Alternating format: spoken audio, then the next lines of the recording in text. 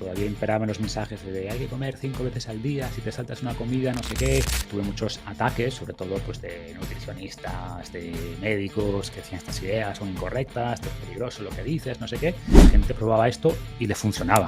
¿Qué mentalidad tienes? ¿No? Ese juego interior. Siempre digo que todo llevado a su extremo se convierte en su opuesto y un exceso de disciplina, una disciplina férrea, pues también puede ser problemática. El sufrimiento es necesario, pero al final necesitas ese objetivo, esa virtud, ese propósito, ese arete. Son indiferentes, que esto a la gente le choca, son indiferentes en el sentido de que... ¿Qué consejo le darías a esa persona que siente o que está en ese estado de soledad no elegida? Bienvenido, Marcos, a este podcast. Es un gusto tenerte, que lo sepas. Bueno, como te había comentado hace un rato, te he mencionado varias veces en este podcast a lo largo de varios episodios, sobre todo más por tu faceta estoica. Siento que nos vas a aportar mucho en esa parte, también en la parte de salud, porque, bueno, yo me gusta el fitness también y es algo que también te voy a preguntar, por supuesto, pero bueno. Así que nada, te voy a dar paso con la primera pregunta, la típica pregunta de siempre de todos los podcasts, y es: ¿quién es Marcos Vázquez? Y sobre todo, ¿qué fue lo que te impulsó a empezar en este mundo de la divulgación en redes sociales? Bueno, es una pregunta, parece sencilla, pero encierra profundidad, ¿no? Porque depende mucho quién es Marcos Vázquez, depende del contexto, ¿no? Pero bueno, por resumir, pues soy el creador de Fitness Revolucionario, que ahora te contaré un poco cómo surgió el proyecto. Y desde hace pues ya más de 10 años, ¿no? Soy un viejo ya en esto de la divulgación, pues sobre todo desde el punto de vista de la salud, con una visión muy integral, ¿no? Como bien dices, hablo tanto de filosofía estoica, de psicología, porque para mí eso es salud, ¿no? Y por suerte también se le ha dado mucho énfasis estos últimos años en la pandemia, pues pandemia, todo el tema de salud mental, emocional. Y yo concibo la salud con esa visión súper integral, con una perspectiva, entre comillas, evolutiva, ¿no? De ver también qué estímulos nuestra biología requiere, pero que hemos perdido en el mundo moderno, y al revés, este mundo moderno que tantas cosas buenas tiene, sin duda, pero que también incluye o nos expone a ciertos elementos, ciertos estímulos novedosos a los que no estamos bien adaptados, ¿no? Y el proyecto surgió pues de una manera bastante orgánica y casi por necesidad personal, ¿no? O sea, yo me dedicaba a otra cosa, yo no vengo del mundo de la salud, fue algo que siempre me interesó, pero yo realmente vengo del mundo de la tecnología, era socio de hecho de una empresa de consultoría, una empresa importante de consultoría, y lo de cuidarme y cuidar la salud e investigar era mi hobby, era lo que hacía en los ratos libres, ¿no? Pero era lo que más me apasionaba, la verdad. Simplemente no veía la posibilidad ni me lo planteaba que fuera una forma de vida, la verdad. Eso vino después, ¿no? Entonces yo entrenaba y enseñaba a comer y hablaba de estas cosas de las que hablo hoy, de ayunos, de exposición al frío y de caminar descalzos y no sé qué, pues hace un montón de años con mi grupo de compañeros de trabajo, de amigos, etcétera, ¿no? Y estas ideas, es verdad que les gustaban y hacíamos equipitos el fin de semana de entrenamiento y hacíamos cosas, ¿no? Y organizaba un poco todos estos eventos, pero en plan hobby. Y era un poco este grupo el que me decía, bueno, pues ¿por qué no haces un blog y empiezas a hablar de esto? Claro, te hablo del 2009, 2010, ¿no? Y durante mucho tiempo yo era, oye, que no voy a empezar a hacer un blog, que no tengo tiempo, ¿no? Pero bueno, al final es verdad que me picó un poquito la curiosidad, ¿no? Y pues vamos a ver si estas ideas las pongo ahí fuera, las pongo en el blog, en un blog y a ver si esto funciona. Y así empezó, o sea, de hecho hice un blog ahí con PowerPoint, o sea, cero expectativas, algo totalmente casero, por así decirlo, muy cutre. Pero bueno, empecé a escribir algunas ideas que originalmente eran para mi grupo cercano, para mi grupo físico, que es como nació el proyecto. Nació realmente primero, antes de ser virtual, fue algo físico, muy reducido, y de estos amigos, pues que lo compartían con sus familias, con otros amigos, pues te dabas cuenta de que esto empezaba a crecer y que de repente llegaba gente ya por Google, vía orgánica. Era un momento donde era mucho más fácil destacar, como había poco contenido, y además era un contenido distinto, fresco, no era el típico contenido de salud muy, muy tradicional, pues creció muy rápido, ¿no? Y de repente tenía 10.000 visitas al mes y luego 50.000 y luego 100.000 y luego subió hasta más de 1 millón de visitas al mes. Y es cuando dije, ostras, tengo por un lado mi trabajo corporativo, que ya estoy bastante cansado de esto, y por otro lado, pues tengo un proyecto que me ilusiona, que veo, pensando ya en el punto de vista de negocio, creo que es algo que se puede rentabilizar. Y bueno, pues un año después más o menos que vi que el proyecto iba muy bien, pues, y por otros aspectos también vendimos la compañía, bueno, que convergieron muchas cosas en mi vida como para que me decidiera a dar el salto y dedicarme 100% al proyecto de Fitness Revolucionario, ¿no? Y luego, pues bueno, pues más cosas, ¿no? Empiezas a hacer infoproductos y luego en el 2014 ya lancé el podcast, y el proyecto, pues por suerte no ha hecho más que crecer, ¿no? Y después los libros y es lo que hago, ¿no? Y luego, pues también empiezas a usar tu plataforma, pues para potenciar otras empresas y montamos una empresa de suplementación que es Palwool y luego lanzamos otros proyectos relacionados, ¿no? Mi proyecto 100% es Fitness Revolucionario y luego participo como socio en otras empresas en las que creo, en las que tengo buena confianza con las personas que participan o que dirigen el negocio. Y este es un poco desde el punto de vista más de negocio, pues cómo está estructurado y cómo funciona, ¿no? Me recuerda mucho porque yo empecé en el mundo del SEO, aunque el blogging. Yo hace más de 10 años que empecé en esto y bueno, sé un poco lo que comentas. ¿Y sabías algo de SEO o todo era simplemente pues escribir y lanzar lo que se te iba surgiendo en ese momento? No, nada. O sea, la verdad que no sabía nada, honestamente. Una vez que El empiezas, contenido ¿no? era el rey. Claro, o sea, simplemente era contenido de calidad y muy orgánico. O sea, que era, pues, mucha gente que hablaba a compañeros, que a día de hoy sigue siendo, ¿eh? O sea, la mayor parte de la gente cuando voy a de hecho, ayer estuve en Santander en una firma y la inmensa mayoría de personas me conocen gracias a alguien. O sea, es alguien que les habló de mí. Por supuesto, Google, pues, envía mucha gente, mucho tráfico al blog y mucha gente que te empieza a conocer por redes sociales y tal, pero siempre fue muy de boca a boca, ¿no? Como de alguien que le pica la curiosidad o que le engancha un poquito el contenido y que se lo pasa a sus amigos, lo comparte en WhatsApp, lo comparte por correo con su grupo, sigue siendo la forma principal. Es verdad que luego ya sí me metí un poquito más, oye, pues se puede hacer algo a nivel de SEO, se puede mejorar esto, aquello, contratas a Ujú. alguien para que te optimice un poquito el SEO. A medida que el proyecto crece, pues empiezas a cuidar un poco esas Sí, parcelas, ¿no? Pero creo que, como bien decías, el contenido es el rey y al final lo que quiere hacer Google es mejorar, o sea, que su algoritmo de búsqueda seleccione el mejor contenido.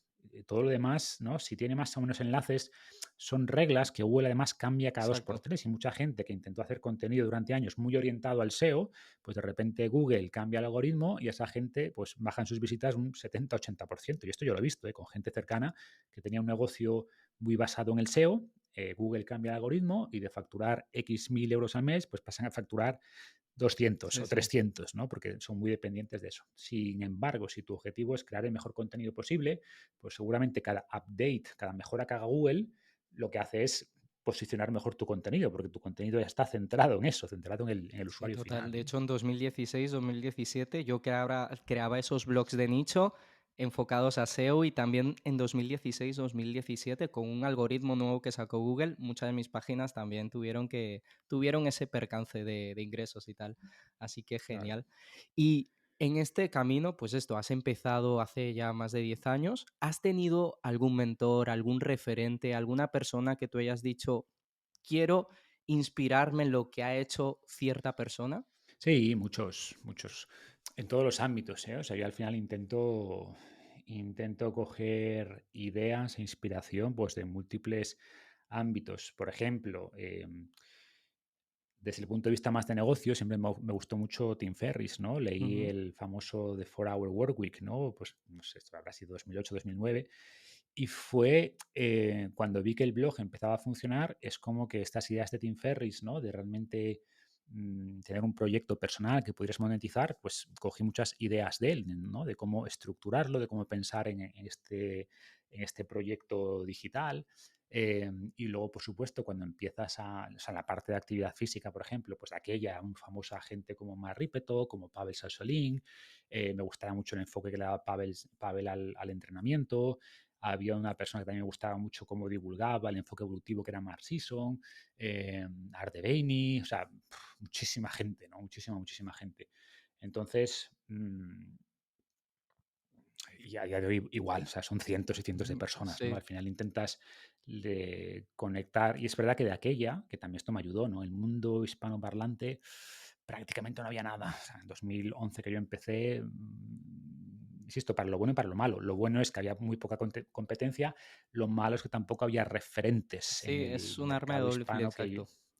claro, tenías que hacer un poco tú de pionero, ¿no? Y empezar a ver cosas. Cuando hice mi podcast, creo que no había ningún podcast en salud en español así mínimamente relevante. Simplemente yo había escuchado podcasts en inglés y decía, ostras, me inspira esta gente. Creo que a mí me gusta mucho escuchar podcasts, es una forma de aprovechar esos tiempos muertos, entre comillas, pues voy a crear un podcast sobre esto, ¿no? Podcast que yo escuchaba en aquel momento en inglés.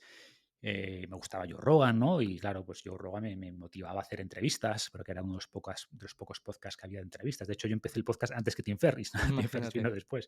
Casi a la vez lo abrimos, me acuerdo. De aquella estaba, pues Joe Rogan era para mí como el referente, que una de las pocas personas con visibilidad que estaba haciendo podcast y de ahí el enfoque que seguí de hacer entrevistas, ¿no? Entonces, bueno, muchísima gente que en múltiples ámbitos me ha inspirado y que me ha ayudado que me ha dado ideas, ¿no? Que he intentado incorporar después a mi proyecto. Sí, me encanta porque yo muchas veces he hablado de esto, que yo cuando empecé igual, no había referentes, no había lo que hay hoy en redes sociales, que ves un montón de Claro, creadores que te inspiran mucho y todo eso, pero claro, en esa época con ese ¿cuándo nacía esa epifanía de voy a documentar mi proceso, voy a compartir? No se te pasaba por la cabeza, por lo menos a mí, no. era la época que Mm, ni te daba hasta miedo mostrar tu nombre, o sea, tal cual, era como decir, sí, estabas bajo un seudónimo y en tu caso empezaste bajo Fitness Revolucionario y te quiero sí, sí. preguntar por eso, ya que es un nombre muy disruptivo, ya te induce un poco, oye, Fitness Revolucionario, está claro que con vamos a decir, la mentalidad de esos tiempos, que no hace tampoco mucho, ha cambiado todo en muy poco tiempo. Claro, son ideas muy revolucionarias. Mm, ¿Cómo enfrentaste? Porque seguramente has tenido detractores, personas bueno, que no mm. estaban de acuerdo con ese mensaje. ¿Has tenido algún tipo de, no sé, de enfrentamiento de algún tipo cuando empezaste con el proyecto? Sí, sí, por muchos motivos, ¿no? Como bien dices, porque eran ideas distintas, ¿no? Cuando todavía imperaban los mensajes de hay que comer 5 veces al día, si te saltas una comida, no sé qué, todos los males del universo, y yo era como, oye, que no hace falta, ¿sabes? Que tenemos un montón de evidencia en animales y en humanos de que el ayuno intermitente, por ejemplo, es una buena estrategia, que no hace falta, no estamos diseñados para comer cada 2 horas, ¿no? O lo de caminar descalzo que te decía, o que las grasas no eran tan malas como las pintaban. En fin, muchos mensajes que a día de hoy son bastante más mainstream, pero que hace 10 años eran muy disruptivos, ¿no? Y el nombre vino un poco por ahí. La gente me decía, ostras, que esto es revolucionario, pero lo probaban y les funcionaba. Y además, de hecho, al principio iba a llamarlo fitness evolucionario, también un poco por esta idea de que tenía que ver con la evolución, ¿no? De hecho, fitness, aunque todo el mundo entiende fitness, pues esto, actividad física, ejercicio, fitness es un concepto biológico. O sea, el fitness se refiere a la capacidad de una especie a adaptarse a un entorno y transmitir sus genes a la siguiente generación, ¿no? Entonces, era ese juego de palabras. Fitness, desde el punto de vista evolutivo, evolucionario, pero revolucionario porque eran conceptos nuevos. Entonces, Sí. bueno, digamos que esas ideas fueron las que al final le dieron el nombre que cogió el blog, ¿no? Y como bien dices, pues tuve muchos ataques, sobre todo pues de nutricionistas, de médicos que decían estas ideas son incorrectas, esto es peligroso lo que dices, no sé qué. ¿Qué ocurre? Que punto uno, yo tenía por un lado, esa coherencia evolutiva, tenía después mucha evidencia científica. De hecho, si te fijas en los divulgadores hoy en día, todo el mundo pone las referencias científicas, ¿no? Pone ahí los estudios en los que se basa. Esto, cuando yo empecé, no lo hacía nadie. Nadie. O sea, no quiero decir que haya sido yo el primero, pero mira blogs del 2010, 2011, 2012 incluso, nadie ponía referencias científicas, ¿no? Y yo como sentía esa responsabilidad, como la gente te atacaba, ¿dónde sacas esta idea? Oye, pues mira, léete este estudio, este paper, este metaanálisis, y fui, insisto, no sé si el primero en España, pero los primeros que empezó a poner dentro del propio artículo todas las referencias a las que hacía mención, que cada afirmación estuviera respaldada. Entonces, claro, eso facilitaba mucho el debate, porque cuando venía alguien y me decía, no, que hay que comer cada 2 horas, y yo, ¿en base a qué? O sea, estos son Sí. mis argumentos, estos son los respaldos científicos. Y te dabas cuenta que la mayor parte de las personas que te criticaban o que te decían que estabas equivocado, en realidad no tenían ni idea. Su debate es, pues esto es lo que me enseñaron en la carrera. Ya, pero ¿en base a qué? O sea, ¿por qué dices eso? Porque te lo enseñó tu profesor hace unos años en base a unos estudios, en base a consensos que no están basados realmente en nada. Entonces, eras capaz de desmontar a personas que quizás tenían más títulos o tenían los títulos adecuados, pero que claramente no tenían el conocimiento.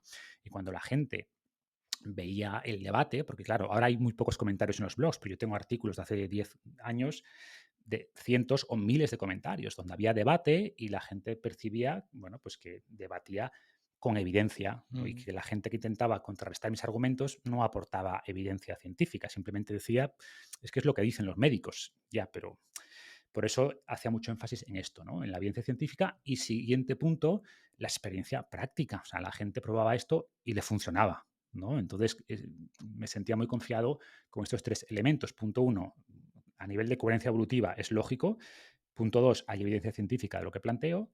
Y punto 3, oye, la experiencia práctica, pruébalo y verás que te funciona, ¿no? Ojo, no para todo el mundo, porque la biología no son matemáticas. Hay cosas que a una persona le funcionan mejor que a otra, pero que funcionan en muchos casos a muchas personas, ¿no? Y eso, digamos, que me ayudó mucho. O, por ejemplo, recuerdo cuando me dieron un premio que antes eran muy conocidos, ahora ya no, bueno, con el tema de los blogs ha pasado un poquito de moda, me dieron un premio en el 2013, que aquella era bastante conocido, y bueno, pues ese premio sé que le dio bastante visibilidad al blog, pero también hizo que muchas personas a las que no les dieron el premio, pues me atacaban, ¿no? mira. Me acuerdo que ponían comentarios, ¿cómo puede ser una persona que no viene del mundo de la salud le den este premio, el mejor blog, cuando fíjate que yo tengo mis títulos y mis carreras? Al final todavía hay mucha titulitis en España, ¿no? Y si no tienes los títulos adecuados en un mundo donde al final el conocimiento es libre y quien tenga interés y cierta inteligencia y cierto conocimiento de,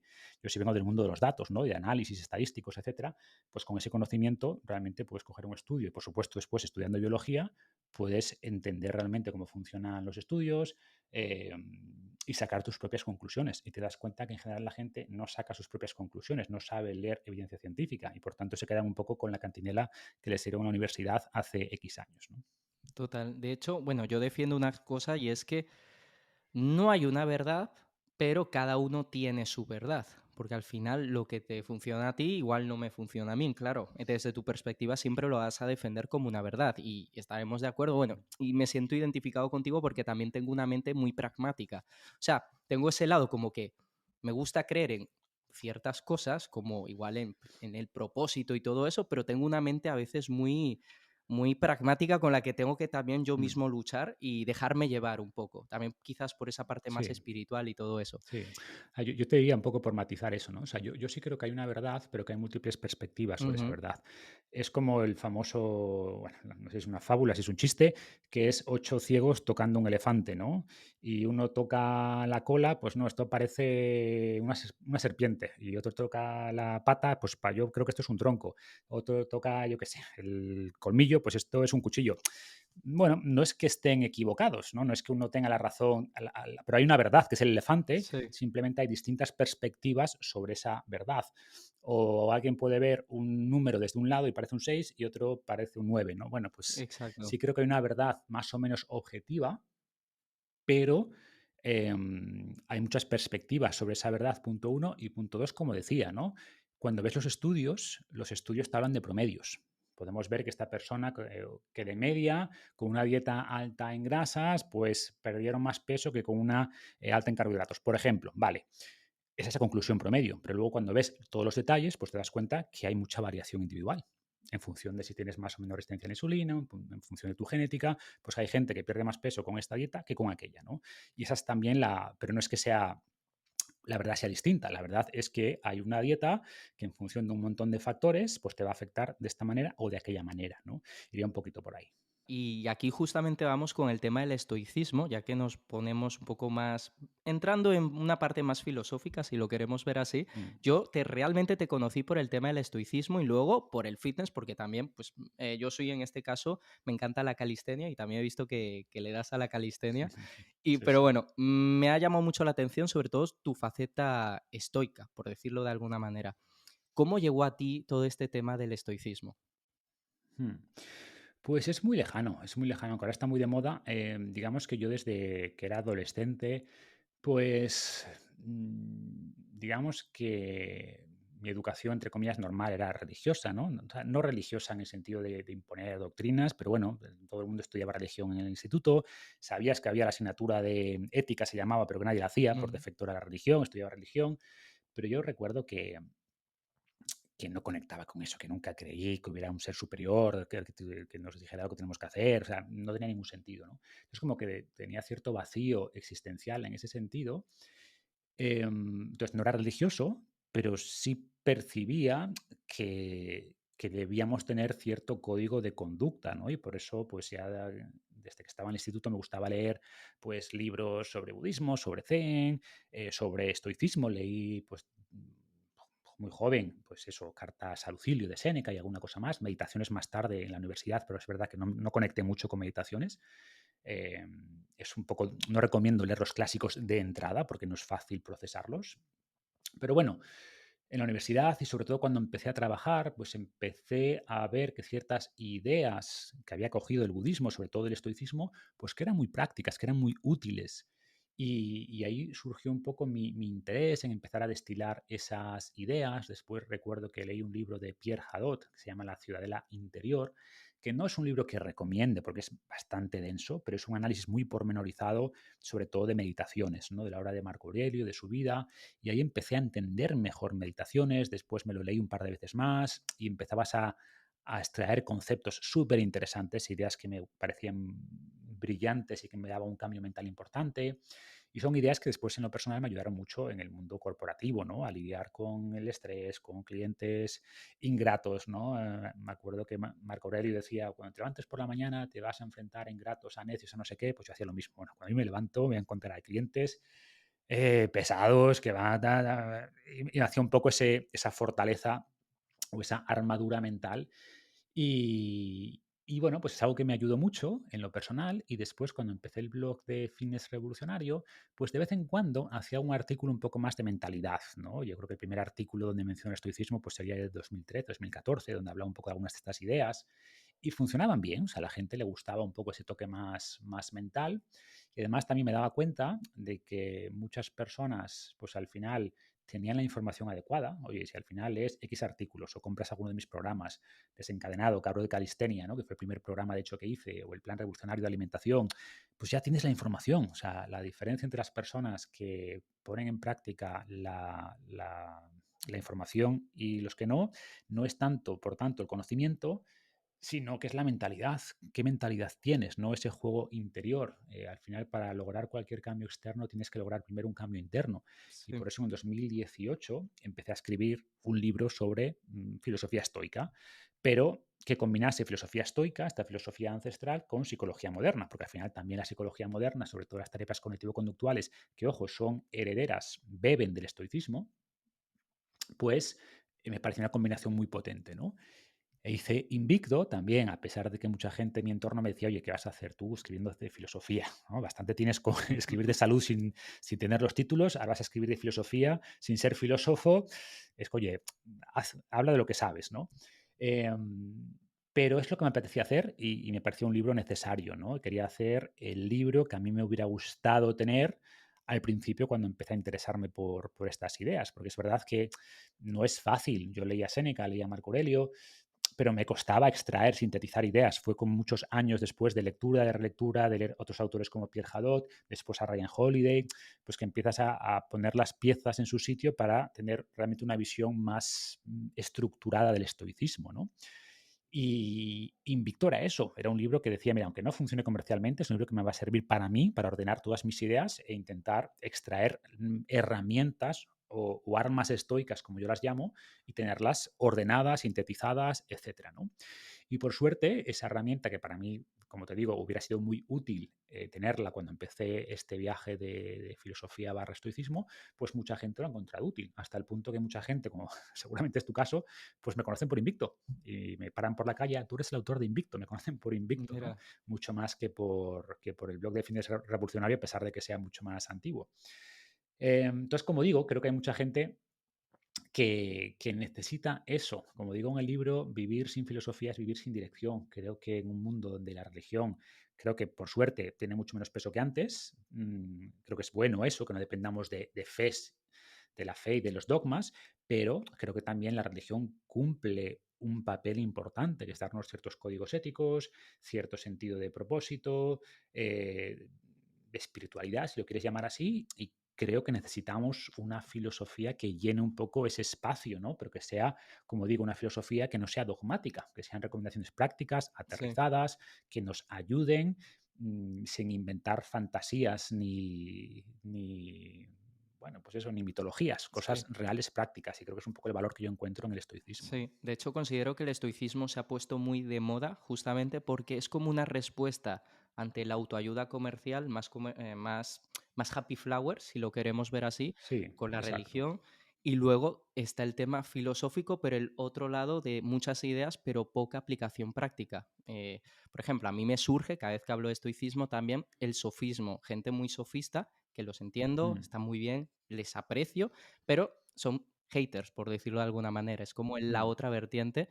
Y a mí lo que me gusta del estoicismo justamente es eso, es una aplicación a tu vida. Y justamente el fitness, tanto el emprendimiento como el fitness, de hecho, Invicto comentas que el estándar con el cual medirnos es el estoicismo, pero que te aplica al fitness, pero también en tu vida y te das cuenta y dices, es que estos principios aplican exactamente igual al emprendimiento. Por eso el estoicismo también se ha puesto 100%. de moda entre emprendedores también, justamente por esa resiliencia ante el fracaso, ante la adversidad, porque para ser emprendedor es lo que tienes que tener. Mi primer paso con el estoicismo fue con Ryan Holiday, justamente.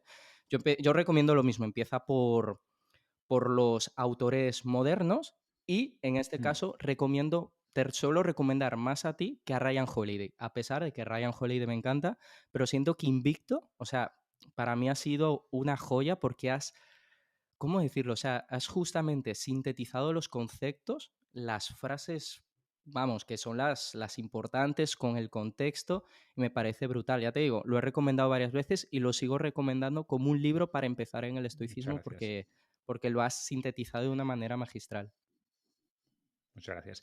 Intenta ser eso, ¿no? También le di muchas vueltas, por ejemplo, a mí Ryan Holiday me gusta, pero reconozco que su forma de escribir es como coger muchas ideas y te hace capítulos muy cortitos con ideas bastante inconexas, ¿no? Y yo lo que quería es que fuera un libro que, que tuviera un hilo narrativo. Por eso también le di muchas vueltas a cuál es la mejor forma de convertir esto, entre comillas, en metodología, ¿no? En el Ujú. fondo, para mejorar nuestra vida, como bien dices, nuestra vida a nivel físico, nuestra vida a nivel corporativo, nuestra vida deportiva, etcétera, ¿no? Y por eso le di muchas vueltas hasta que encontré algo que yo creo que funciona muy bien, que es esta idea de paso uno, visualiza con claridad, paso 2, actúa con determinación, paso 3, resiste con disciplina, ¿no? Darle cierta metodología, intentar extraer herramientas concretas. Y creo que es un poco el valor del libro es eso, que no solo es pues, un resumen de conceptos estoicos, sino que intenta ser un libro práctico, sí, un libro práctico que te guía un poco a lo largo de ese proceso de cambio. Y ahora, justamente aquí, ya que has comentado el tema de la disciplina, uno de los temas que más suelo hablar es la disciplina. Mm, Porque, por ejemplo, ujú, yo cuando empecé en este mundo de redes sociales a consumir contenido, siempre tenía ese concepto de disciplina como, como un castigo, como un dolor, como un sufrimiento, como algo que tienes que mm. hacer porque tienes que hacerlo. Ahora yo te quiero preguntar, ¿qué es para ti la disciplina? A ver, te diría que la disciplina es la capacidad de hacer lo que tienes que hacer, ¿no? Independientemente de tus sentimientos, o es la capacidad de actuar guiado por tus valores y no por tus apetencias. Creo que esto es la disciplina para mí. Dicho esto, yo digo en Invicto que las cuatro virtudes estoicas son la sabiduría, el coraje, la justicia y la disciplina, pero aclaro que en realidad es más templanza que disciplina. ¿Por qué digo esto? ¿No? Que luego en Invicto hablo de la disciplina, porque al final templanza tiene un componente de autocontrol, por supuesto, pero también de ese punto medio. O sea, siempre digo que todo llevado a su extremo se convierte en su opuesto y un exceso de disciplina, una disciplina férrea, pues también puede ser problemática, ¿no? Por tanto, creo que hay que ser, eh, volviendo a la analogía clásica del bambú, ser fuerte, ser Sí. disciplinado en el sentido, estas son mis reglas, estos son mis valores y tengo que vivir en base a estos valores, pero bueno, también saber cuándo tienes que ser un poquito flexible, o en el ámbito de la salud, pues las personas que llevan un control muy férreo, que son muy disciplinadas, que dicen, no, yo es que no veo una copa de vino nunca jamás, ni voy a comer nunca jamás un gramo de azúcar. Bueno, pues también esa disciplina tan férrea tiene un lado muy oscuro, ¿no? Que al final conviertas tu alimentación o tu vida en una prisión, donde no puedes comerte la tarta que te hizo tu hija en el cumpleaños porque es que lleva un poco de azúcar, que no sales con tus amigos una celebración porque va a haber alcohol, o voy a dormir una hora menos, y al final esa disciplina, que es algo positivo, sin duda, se convierte en una prisión. Entonces, disciplina sí, por supuesto, pero también esta componente de templanza o de moderación, ¿no? Me gusta, me gusta. De hecho, yo defiendo que la disciplina es más que una acción, es un valor, es un acto muchas veces de amor Mm, propio. Yo lo enfoco así, más como un valor, más que como algo que tienes que hacer, porque tienes que hacerlo porque siento que si nos enfocamos en ese tipo de disciplina, vamos a fallar tarde o temprano y es normal fallar. Entonces, no podemos depender de disciplina, porque la disciplina también es algo que hoy la tenemos, igual mañana, ¿no? O llámalo disciplina barra fuerza de voluntad, como le quieras llamar, metiéndole en ese mismo contexto. Entonces prefiero hablar de disciplina, exacto, como un valor, más que como algo que ya te digo, ujú, como una acción concreta cuando no tienes ganas de hacer algo. Entonces, mm. en parte, sobre el tema de la templanza, justamente yo también profundicé eso con Invicto y me llamó mucho la atención. El tema de que esa disciplina viene de esa templanza, que a partir de ahí vienen otras. ¿Cómo se llamaba? Es que, ¿cómo se llamaba la templanza en griego? ¿Puede ser? Es que no me acuerdo. Lo tenías en el libro, pero no me acuerdo. Que me llamó la atención el nombre. Templanza, o sea, ellos llamaban ataraxia a ese Atlas. estado Sí. mental, ¿vale? O sea, para templanza, no sé cómo lo llamaba en griego, pero bueno, yo creo que te refieres quizás, ellos valoraban 2 conceptos, ¿no? Uno es la eudaimonia, que ellos, para ellos la eudaimonia era como se traduce como felicidad, pero en el fondo es, el objetivo vital que todos perseguimos, actuar de forma alineada con la naturaleza. Hablaban después del arete, o sea, las virtudes son el arete, em, y de hecho decían que perseguir la virtud, perseguir ese arete, es condición suficiente y necesaria para lograr esa eudaimonia, ¿no? Y esa eudaimonia conecta con algo que dices, ¿no? Que es como ese amor propio. Eudaimonia en el fondo es actuar guiado por tus valores, es actuar de manera virtuosa. Eso es, de hecho se habla de la felicidad eudaimónica, que la felicidad eudaimónica en psicología se refiere a esa satisfacción que sentimos cuando hacemos lo correcto, ¿no? Hay 2 tipos de felicidad, simplificando mucho, la felicidad hedónica, que es mucho lo que muchos asocian con felicidad, que es sentir placer, ¿no? Y ojo, eso está bien, necesitamos también cierto placer sensorial de vez en cuando, pero lo que realmente nos da esa felicidad eudaimónica más conectada con el propósito es mirar atrás y sentir que los esfuerzos que hemos hecho que están alineados con algún tipo de propósito. O sea, realmente que nuestra vida tiene sentido. Es la narrativa que nos contamos, la historia que nos contamos en nuestra cabeza sobre el valor de nuestra vida y sobre el proceso en el que estamos, ¿no? Y ese concepto de eudaimonia, de felicidad eudaimónica, que, insisto, ahora está muy respaldado por la psicología moderna, pues ya hablaban de ello los estoicos hace mucho tiempo, ¿no? De eudaimonia. No te preocupes tanto por sentirte bien, ¿no? Y volviendo un poco a esa autoayuda happy flower a la que haces mención, que parece que hay que estar siempre feliz, que la felicidad hedónica es el objetivo y sentirse bien todo el día, estar feliz todo el día. No, no, no. La vida es sufrimiento, ¿no? Decía Marco Aurelio que la vida se parece mucho más, el arte de vivir se parece mucho más a una batalla que a un baile. Es al final una batalla. O sea, vivir es Sí. duro, vas a sufrir. El tema es qué sentido le damos a este sufrimiento, por qué sufrimos, ¿no? En búsqueda de qué o qué es lo que estamos intentando que nuestras vidas signifiquen. Los estoicos hablaban mucho de esto, de bueno, el sufrimiento es necesario, pero al final necesitas ese objetivo, esa virtud, ese propósito, ese arete que está muy conectado con esta idea de eudaimonia. A mí me gusta el concepto felicidad es progreso y al final cada uno lo interpreta Mm, como quiere, porque yo no me considero feliz, por eso nunca me he sentido tan identificado con la autoayuda en sí, con esa autoayuda happy flower, aunque sí me gusta el concepto autoayuda, pero no la industria de la autoayuda. Por eso mm, empatizamos mucho, yo creo que con el tema del estoicismo, porque es un poco como ese punto medio, ¿no? Entre autoayudarte, en el concepto autoayudarte, pero porque esa responsabilidad siento que tiene que estar inherente en el ser humano, tenemos que ser responsables en autoayudarnos, porque si no, ¿quién nos va a ayudar si no somos nosotros mismos? claro. Y aquí surgen 2 temas, no sé cuál hablarte primero. Bueno, te voy a hablar primero del propósito. Y es algo que me suele preguntar mucho la gente acerca de, Fran, ¿cómo encuentro mi propósito? Yo en lo Mm, personal nunca he sentido que tenía que tener un propósito, simplemente empecé muchas veces por necesidad, guiado un poco por una visión que ni me la sabía explicar, pero simplemente tenía que hacer las cosas porque tenía que hacerlas, sin más, y nunca pensé en un propósito.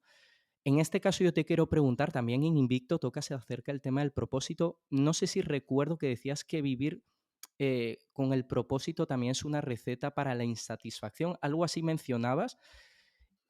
Claro, aquí lo estoy sacando de contexto, porque es una frase o era un concepto que claro que se le puede añadir más.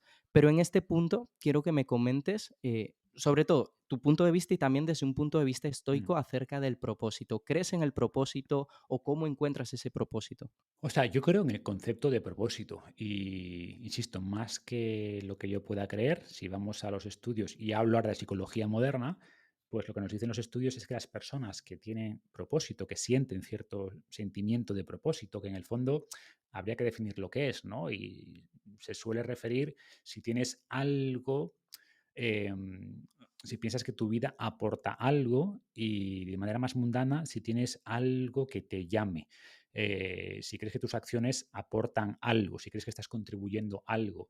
Y no tienen que ser grandes propósitos cósmicos, ¿no? No tiene que ser, pues, crear una gran empresa que transforme el mundo, ¿no? Ujú, Por ejemplo, se ve que las personas que tienen propósito viven más y a muchas personas cuando les preguntas qué propósito tienen, pues oye, mi propósito es ver crecer a mis nietos, es cuidar mi huerto. Pueden ser cosas así, por eso creo que es un error. Si bien el concepto de propósito es muy importante, que tengas cierto propósito, y creo que podemos trabajar más que en encontrarlo, en crear un propósito para ti mismo, entendiendo que no tiene que ser algo súper vital. O sea, para los estoicos el propósito, como decía antes, el propósito es vivir con arete, es vivir con virtud. Ese es nuestro propósito como humanos. ujú, Y ya está. O sea, ser un humano tenemos que vivir de acuerdo a nuestra naturaleza y somos humanos con capacidad de pensar, de razonar y por tanto tenemos que vivir de manera alineada con nuestra naturaleza, que es razonar y vivir con arete.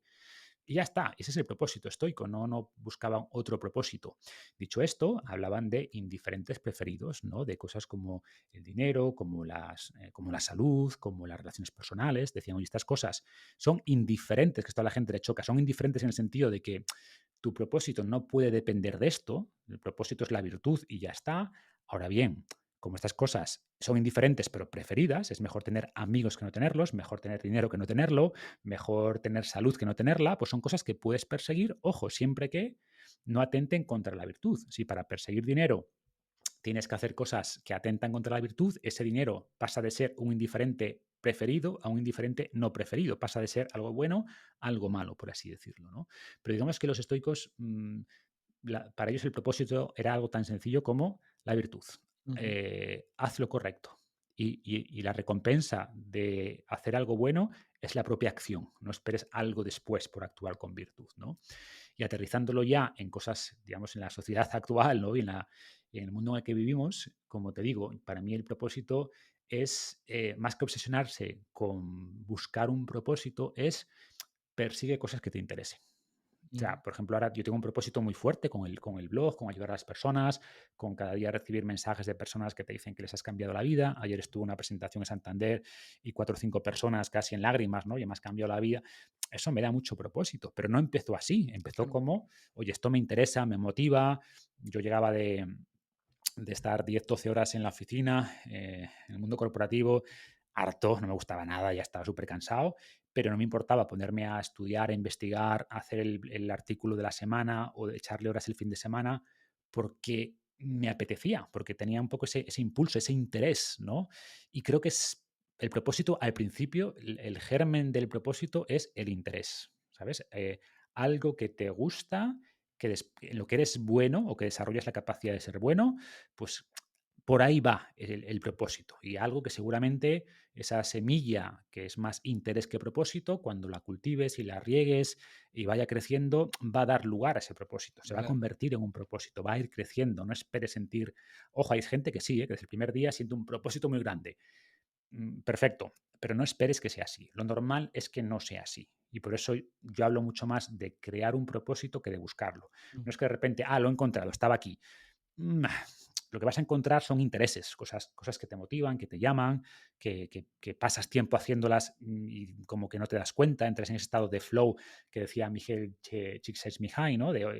me pasa el tiempo y a mí me pasaba eso, me ponía a leer, revisar artículos, papers, escribir un artículo para el blog, se me pasaba el tiempo y no me importaba porque me gustaba. Mm, No lo hubiera llamado propósito desde el principio, el propósito vino después, vino cuando te das después. cuenta de que eso que haces ayuda a mucha gente y que realmente está creando un impacto positivo, pero no empezó como un propósito. Si me hubieras dicho al Marcos del 2011, después de esos primeros artículos, ¿este es tu propósito?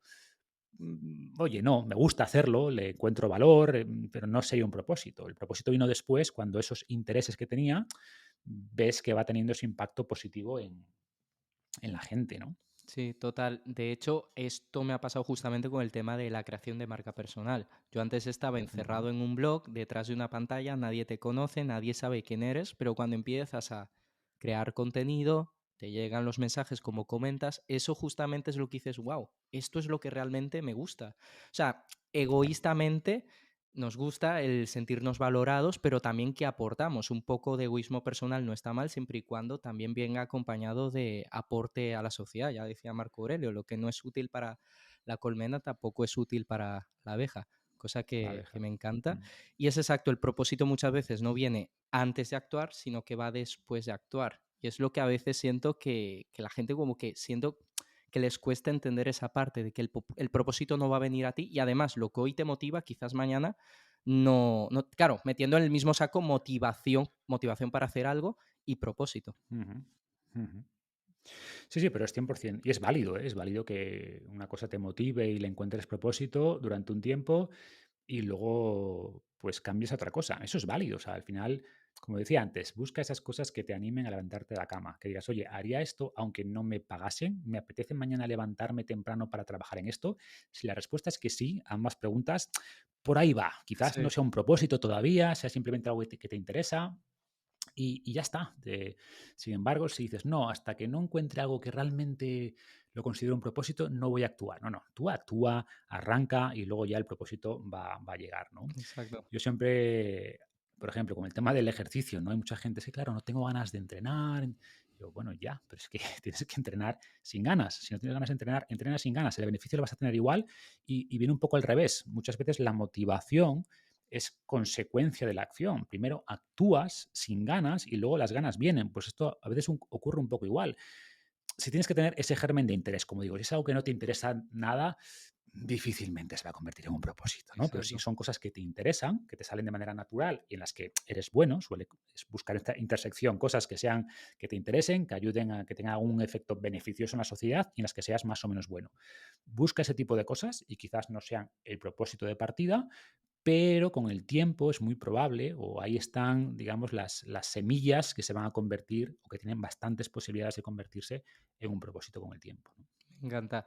Hay un tema, bueno, ya para ir acabando, vamos ya con ya la parte final del podcast, pero hay un tema que Ujú, no quiero dejar al aire, porque era uno de los otros temas que también te quería preguntar. Este es sobre tu libro Saludablemente, que también me parece un muy buen libro, y abarcas el tema de la soledad.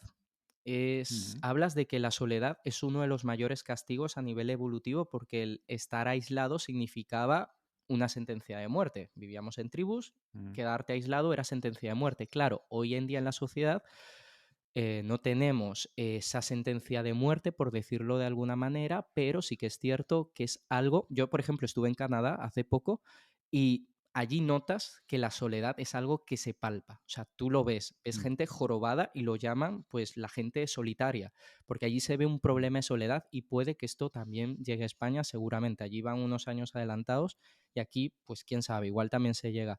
Y siento que la soledad es un problema, entonces quiero que no sé, que le mandes un consejo a una persona que que siente esa soledad no elegida. Esa soledad elegida es genial, todos mm. disfrutamos de ella, yo el Sí. primero, pero la soledad no elegida es dura. ¿Qué consejo le darías a esa persona que siente o que está en ese estado de soledad no elegida? Pues a ver, yo creo que voy a intentar conectarlo con esta idea del propósito. Lo bueno del mundo moderno, al igual que decía antes, el mundo moderno tiene cosas muy malas y una de ellas es que potencia esta soledad, porque al final no, dado que no tenemos que conectar con los demás, muchos eligen no conectar. O miento, no lo eligen conscientemente, pero al final ese es el resultado, que se desconectan, ¿no? Punto uno, que entendamos la importancia de la conexión social. es muy difícil que podamos ser felices sin conexión social. De hecho, hay un estudio muy interesante que es uno de los más largos que se ha hecho en la Universidad de Harvard y un poco la gran conclusión es que la calidad de tus relaciones personales a los 50 años es el mejor predictor de tu felicidad a los 80, ¿no? Y un montón de estudios, si hablásemos de la felicidad, al final todos llegan a lo mismo y la clave de la felicidad es la conexión social, es lo que más significado y propósito nos da a los humanos, ¿no? Las relaciones sociales. Entonces, punto uno, entender el poder de las relaciones sociales. Es verdad que no todo el mundo, en función de si eres más introvertido o más extrovertido, no todo el mundo necesita la misma interacción social, ¿vale? Y por eso hay que separar interacción social, que es algo que se puede cuantificar, oye, con cuánta gente interactúas en tu día a día, con la soledad, que es algo que no se puede medir, solo se puede Sí, sentir, me siento solo o no me siento solo. Y la gente que se sienta sola, pues al final tiene que intentar aprovechar, yo creo, las herramientas que tenemos a día de hoy para buscar esos grupos con los que pueda compartir. Eh, Se han visto estudios que el simple hecho de participar en foros ya reduce el sentimiento de soledad, ¿no? Entonces nos quejamos mucho de la tecnología, las redes sociales y tienen muchas cosas perjudiciales, por supuesto, pero también es verdad que si usamos esas redes sociales, esos foros para conectar con gente, tiene un efecto positivo en ese sentimiento de soledad, ¿no? Lo digo porque hay gente que quizás le cuesta, evidentemente lo mejor es hacerlo cara a cara y por tanto también aprovechar las redes sociales para conectar, ser un poco tú el que propone hacer cosas, porque muchas personas pues al final están en su día a día, entramos en la rutina y la gente no encuentra esos espacios de conexión porque nadie lo propone. Sé tú el que proponga a tu grupo. O sea, primero busca los grupos que tienen intereses similares a ti. Y eso implica muchas veces dejar de lado relaciones, ¿no? O algo que me ocurre mucho, gente que cambia sus hábitos, que mejora sus hábitos y de repente se siente más solo. ¿Por qué? Porque su grupo de amigos de antes pues quedaban para beber, para fumar, sedentarios, y dices, yo es que ahora quiero hacer actividad física, no quiero beber, no, siento que ahora no tengo un grupo que me permita esto. Bueno, búscalo, o sea, busca esos grupos. Tenemos un montón de herramientas ahora que nos permiten encontrar eso, ¿no? Oye, pues mira, yo qué sé, un grupo de montaña y te apuntas a ese grupo de montaña. Aprende a ser tú el que inicia la conversación, que eso cuesta. Yo soy introvertido y me cuesta empezar las conversaciones, ¿no? Si alguien la empieza, creo que soy bueno en mantenerla, pero me cuesta ser yo el que inicie, el que haga contacto visual, el que empiece a hablar.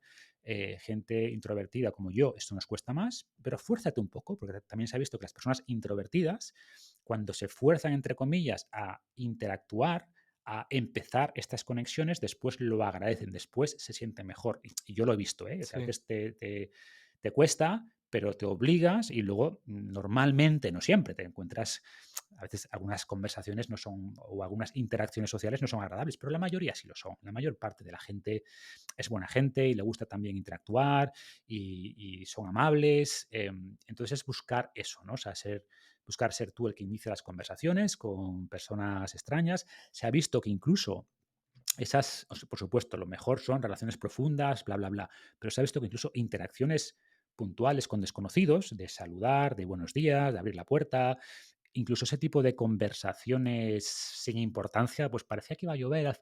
Pues incluso ese tipo de interacciones sociales de bajo grado, vamos a decirlo así, pues también ayudan a mitigar ese sentimiento de soledad, ¿no? Entonces, va por ahí, por buscar esas oportunidades de interactuar, por ser tú el que inicia esas oportunidades, el que propone hacer planes con personas con las que compartes, digamos, eh, ciertos valores y luego aprovechar pues, las redes sociales o los foros o todo lo que existe hoy en día para buscar esos grupos sociales pues, con los que quieres compartir más de tu tiempo. Sí, total. De hecho, esto no sé si lo he leído, lo he escuchado, no lo sé, no me acuerdo. Miami me lo confirmó, no tengo la fuente, pero sí que he escuchado, bueno, lo que he comentado, no sé de dónde lo he sacado, pero sí que un introvertido, el que logra justamente tener esa iniciativa, es más proactivo, suelen convertirse en los grandes líderes. Si vemos un repaso de los grandes líderes que haya habido en la historia y hay actualmente, muchos de ellos son introvertidos, muchos de ellos ni son grandes oradores,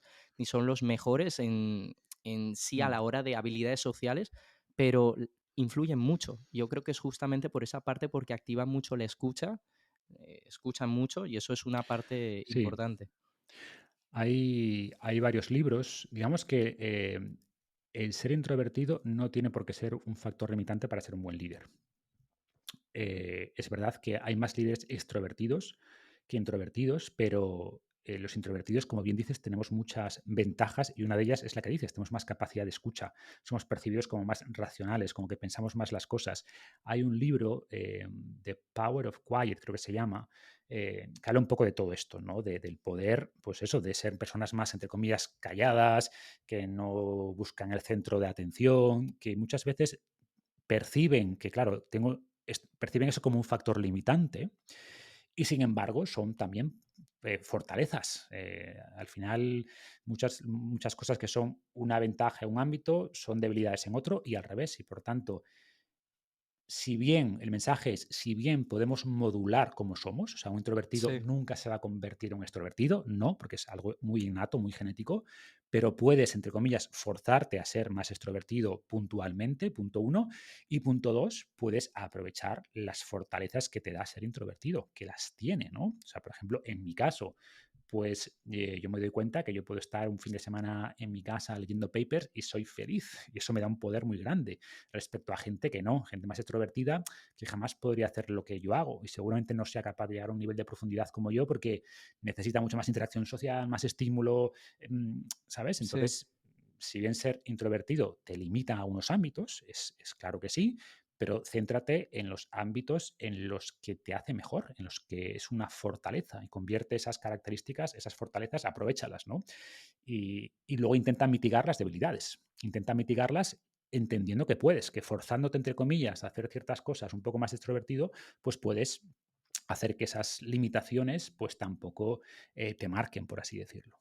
Mira, ya para ir acabando, me parece genial todo eso que comentas y está muy alineado a esta pregunta que te voy a hacer ahora, porque yo también bebo mucho de Tim Ferriss, sobre todo de la semana laboral de 4 horas. Yo defiendo mucho Mm, ese concepto de emprendedor de estilo de vida, que es básicamente igual mm, no buscar lo típico, ¿no? Que se ve en redes sociales, conviértete en millonario, Lambos, Ferraris, tal, sino que es más alineado a algo que te gusta, algo que te apasiona, oye, y vivir de ello, ¿por qué no?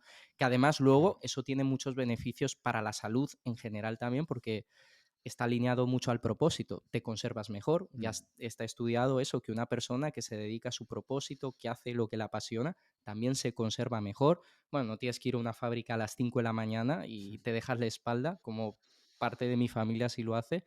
Entonces, mm, entiendo ese punto y sé todo lo que hay detrás. Entendiendo esto de que un emprendedor de estilo de vida es una persona que se dedica a lo que le apasiona y busca también ese impacto en el mundo, ¿qué consejo le darías al Marcos Vázquez de hace unos años cuando empezó a emprender? Em,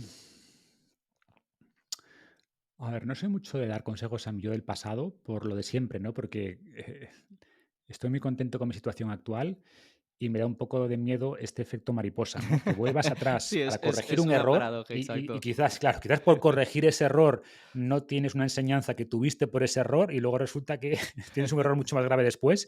Entonces estoy contento con cómo ha ido todo, estoy contento con dónde estoy y por tanto me da miedo volver atrás y intentar, entre comillas, corregir cosas o darme muchos consejos, ¿no?